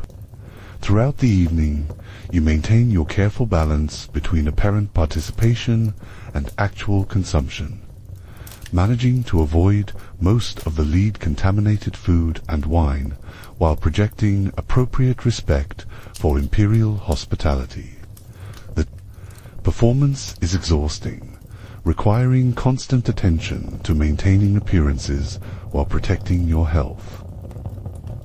But the evening also provides an opportunity to observe the emperor more closely and to assess whether he might be receptive to information about the lead poisoning crisis affecting his government. Antoninus Pius has a reputation for wisdom and careful consideration of complex issues. If anyone in the Roman leadership might be willing to examine uncomfortable truths about aristocratic lifestyle and its effects on imperial governance, it would be him. During a brief private conversation after dinner, you venture a carefully worded observation about the health challenges facing Roman leaders. Caesar, you say respectfully, I've noticed that many senators seem to struggle with health issues that affect their ability to engage with complex policy questions. I wonder if there might be environmental or lifestyle factors that contribute to these problems. The emperor's expression remains neutral, but you detect a flicker of interest in his eyes. What sort of factors do you have in mind? He asks. Perhaps the very sophistication of our lifestyle you suggest carefully. The enhanced foods and drinks, the elaborate cooking techniques, the beautiful vessels we use for dining. I've begun to wonder whether our pursuit of luxury might sometimes work against our health and capabilities. Antoninus Pius considers this thoughtfully. An interesting observation. He says, finally, I've noticed similar patterns myself, though I hadn't considered possible connections to our way of life. Perhaps we should discuss this further when there's more opportunity for private conversation. This exchange represents a breakthrough in your thinking about how to address the lead poisoning crisis. Instead of trying to speak out publicly about the problem, which could be politically dangerous and socially disruptive, you might be able to work quietly with the emperor to encourage research and gradual changes that could help protect Rome's leadership without creating panic or resistance. Over the following weeks, you begin to develop a careful strategy for sharing your knowledge about lead poisoning with people who might be in positions to act on it. Rather than making dramatic public statements that could be dismissed as eccentric or threatening, you focus on private conversations with trusted allies, who might be willing to examine the evidence and consider modest changes in their own lives. Senator Gaius Flavius proves receptive to your suggestions about dietary modifications, particularly after you share some of the improvements you've experienced through reducing lead exposure. Marcus Lepidus, whose symptoms have become more pronounced, agrees to experiment with simpler food and drink to see whether his condition might improve. These conversations require enormous diplomacy and tact. You must present your ideas in ways that don't imply criticism of Roman civilization or suggest that traditional aristocratic lifestyle is fundamentally flawed. Instead, you frame your suggestions as refinements or experiments that might enhance the benefits of wealth while reducing potential drawbacks. The approach begins to show results as several of your colleagues report improvements in their health and mental clarity after adopting some of your recommended changes. Word begins to spread quietly through certain circles that modifications in diet and lifestyle might help address the mysterious ailments that have been affecting many wealthy Romans, but you also encounter resistance and skepticism from people who view your suggestions as attacks on Roman tradition and culture. Some senators interpret your emphasis on simpler food and drink as implicit criticism of their own lifestyle choices. Others worry that adopting such changes might signal financial difficulties or declining status. The resistance reminds you that the lead poisoning problem isn't just about individual health choices, but about deep cultural values and social expectations that define Roman aristocratic identity. To address the problem effectively would require not just changes in personal behavior, but shifts in how Roman society understands luxury, status, and success. These broader cultural challenges become apparent when you attend a wedding celebration for the daughter of Senator Marcus Antonius. The event represents everything that defines aristocratic Roman entertaining. The most expensive ingredients, the most sophisticated cooking techniques, the most beautiful serving vessels, and the most enhanced wines available in the empire. The bride and groom are young, healthy, and at the beginning of their adult lives in Roman society, but as you watch them participate in the traditional ceremonies and consume the elaborate feast prepared for their celebration, you realize that they're also at the beginning of the gradual poisoning process that has affected so many of their elders. The wedding gifts they receive include many items that will contribute to their future health problems. Beautiful glazed pottery for their household, elaborate cooking vessels that incorporate lead-based materials, and rare wines that have been enhanced with lead compounds to achieve perfect flavor and clarity. In giving and receiving these gifts, the young couple and their families are participating in cultural traditions that bind Roman aristocratic society together, but they're also perpetuating the systematic exposure to toxins that will likely affect their health and capabilities as they age. This observation leads you to a deeper understanding of how cultural practices can perpetuate harmful behaviors across generations. The lead poisoning that affects wealthy Romans isn't just the result of individual choices, but of social systems that make certain types of consumption necessary for maintaining status and belonging. To change these patterns would require not just individual awareness, but collective action to redefine what constitutes appropriate luxury and sophistication.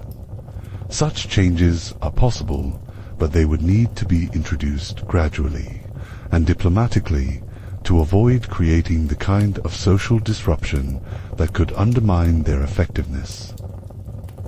Your own experience provides a model for how such changes might be implemented.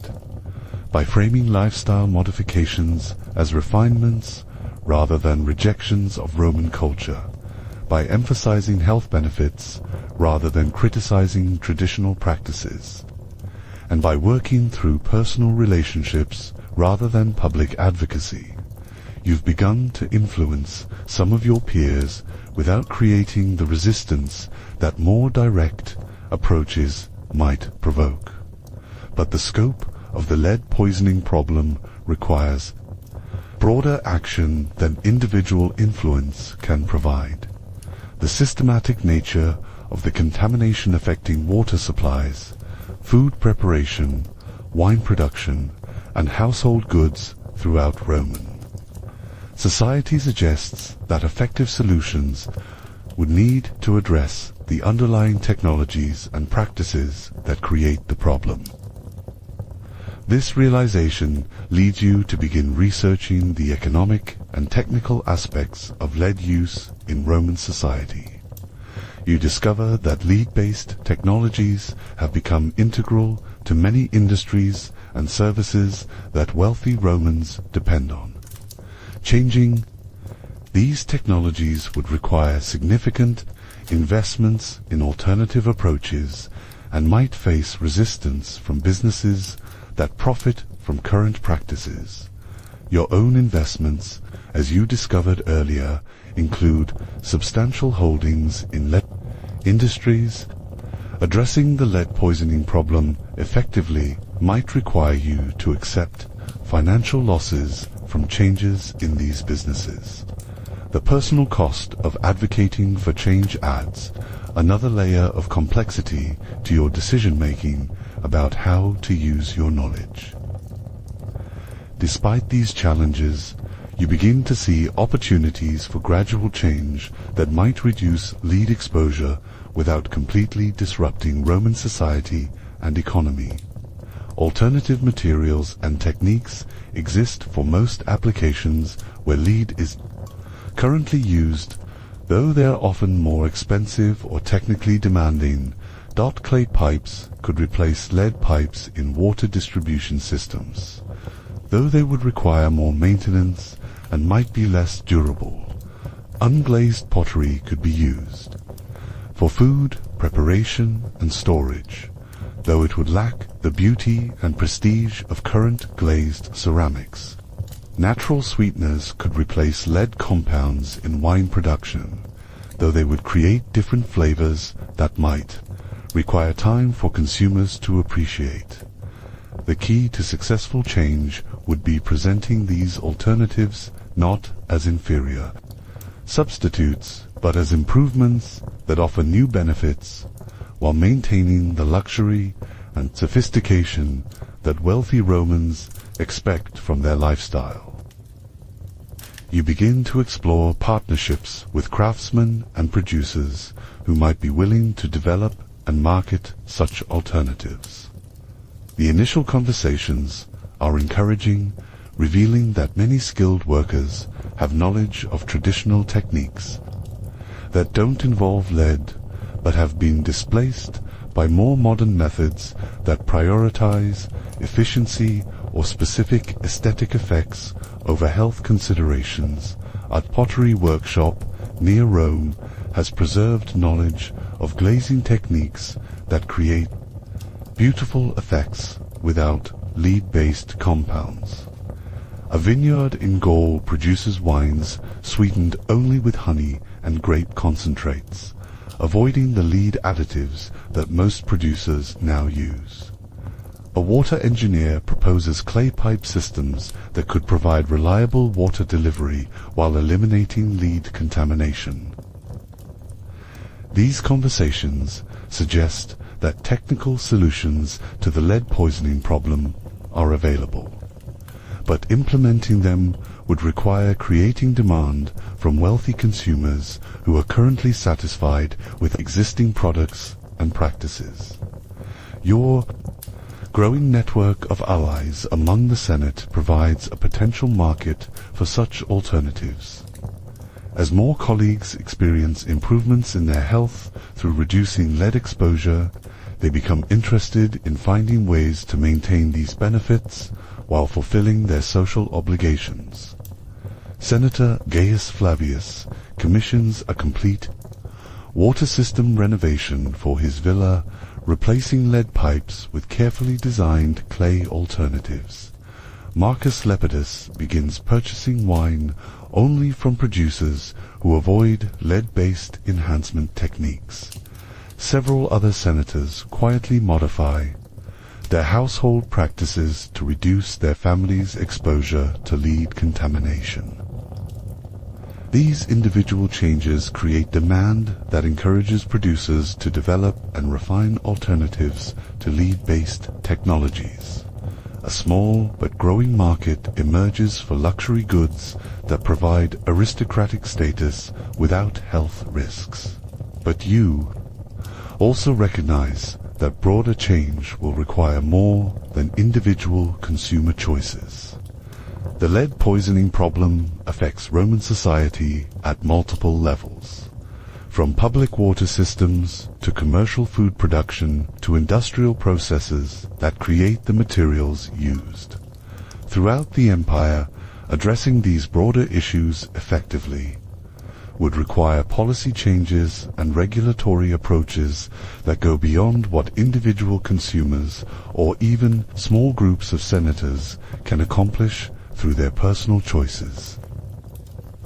This realization brings you back to your earlier thoughts about working with Emperor Antoninus Pius to address the lead poisoning crisis at the governmental level. The emperor's apparent interest in your observations about lifestyle and health suggests that he might be receptive to more detailed information about the scope and implications of the problem. You begin to prepare a careful presentation that could provide the emperor with comprehensive information about lead poisoning while respecting the political and cultural sensitivities that surround the topic.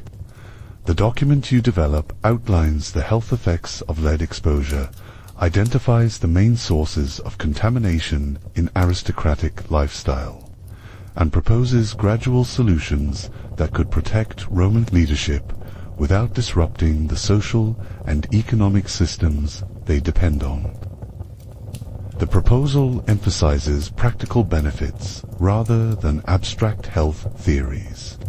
Reducing lead exposure could improve the cognitive capabilities of senators and other officials, leading to better governance and more effective policymaking. It could enhance the physical health and longevity of Rome's ruling class, ensuring continuity of leadership and institutional knowledge. It could even provide economic opportunities for industries that develop and produce alternatives to lead-based technologies.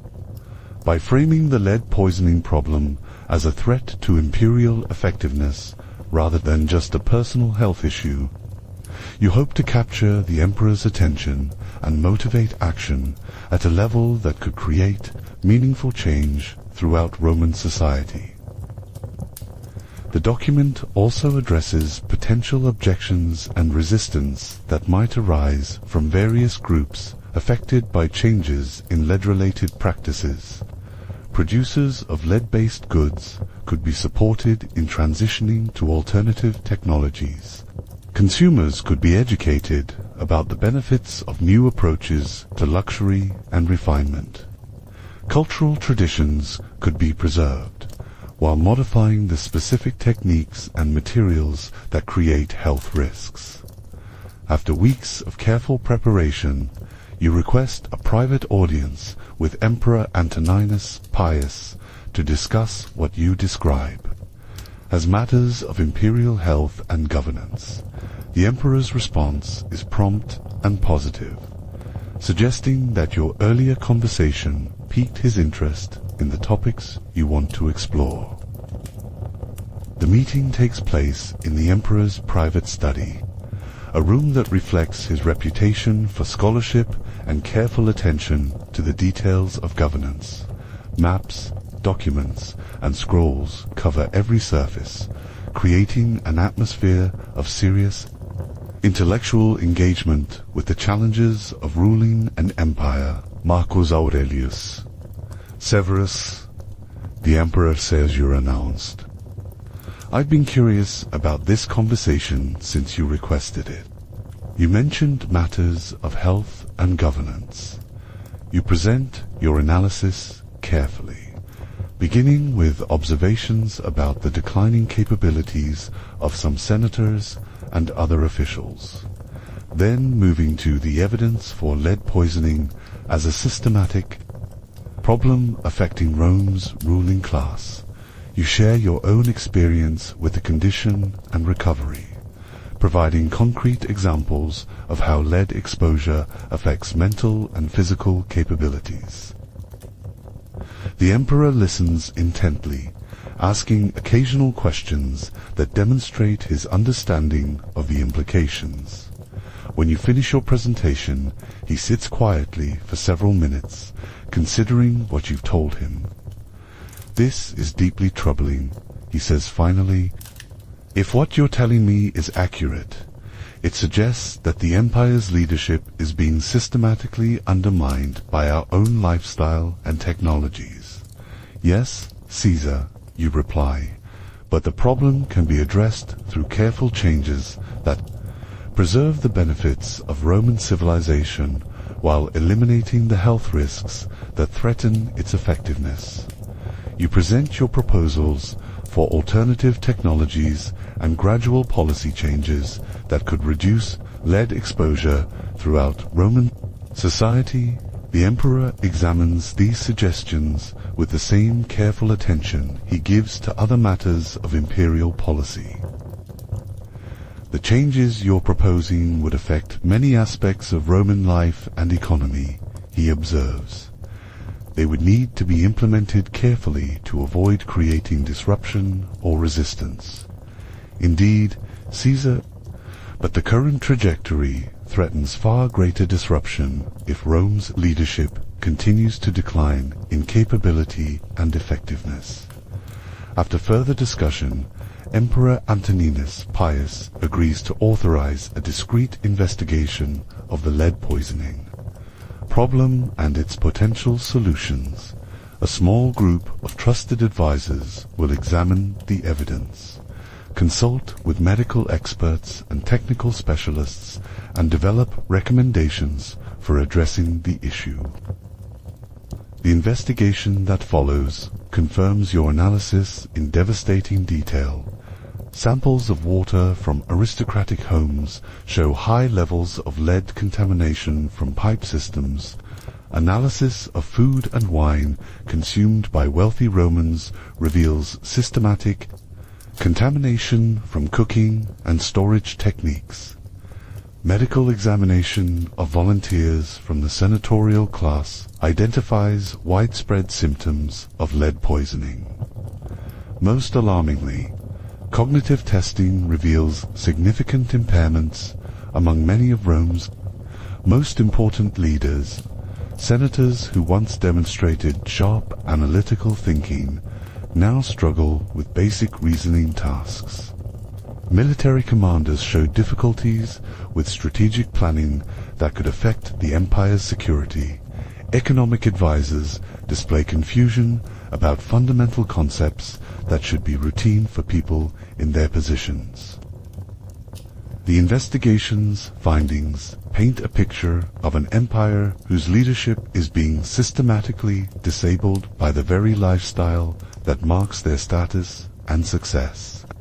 The implications for Roman governance, military effectiveness, and economic management are profound and troubling, but the investigation also identifies practical solutions that could address the problem without completely disrupting Roman society. Alternative technologies for water distribution, food preparation, and wine production could eliminate most sources of lead exposure while maintaining the luxury and sophistication that wealthy Romans expect. Gradual implementation of these alternatives, supported by imperial policy and economic incentives, could reverse the decline in leadership capabilities while preserving the cultural values and social structures that define Roman civilization. Emperor Antoninus Pius decides to implement these changes through a carefully orchestrated campaign that emphasizes improvement and refinement rather than criticism of existing practices. New standards for water systems and food production are introduced as advances in Roman technology rather than corrections to previous errors. Alternative materials and techniques are promoted as superior versions of traditional luxury goods rather than replacements for defective products. The campaign succeeds partly because it's implemented gradually and partly because it produces immediate, noticeable benefits for those who adopt the new practices. Senators who switch to lead-free water and food systems report improvements in their health and mental clarity. Military commanders who avoid lead-contaminated supplies demonstrate enhanced strategic thinking. The practical benefits create demand for the changes rather than resistance to them.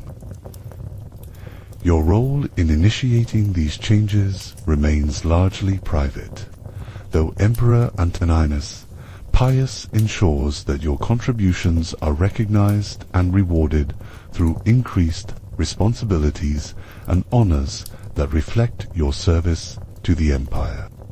You become an unofficial advisor on health and lifestyle issues affecting Roman leadership, helping to identify and address other problems that might threaten imperial effectiveness over the months and years that follow. The lead poisoning crisis gradually recedes as new technologies and practices become standard throughout Roman aristocratic society. Water systems are rebuilt with clay pipes, food preparation adopts lead-free techniques, and wine production abandons contaminating additives. in favor of natural alternatives. The changes create economic opportunities for craftsmen and producers who develop expertise in the new techniques. Industries emerge around providing luxury goods that offer sophistication without health risks. Innovation in materials and methods leads to advances that benefit not just wealthy Romans, but the broader population. Most importantly, the cognitive and physical health of Rome's leadership improves dramatically. Senate debates become sharper and more productive. Military planning demonstrates renewed strategic sophistication. Economic policies reflect clearer understanding of complex trade and fiscal relationships. The transformation isn't complete or perfect. Some Romans resist the changes, preferring familiar practices despite their health risks.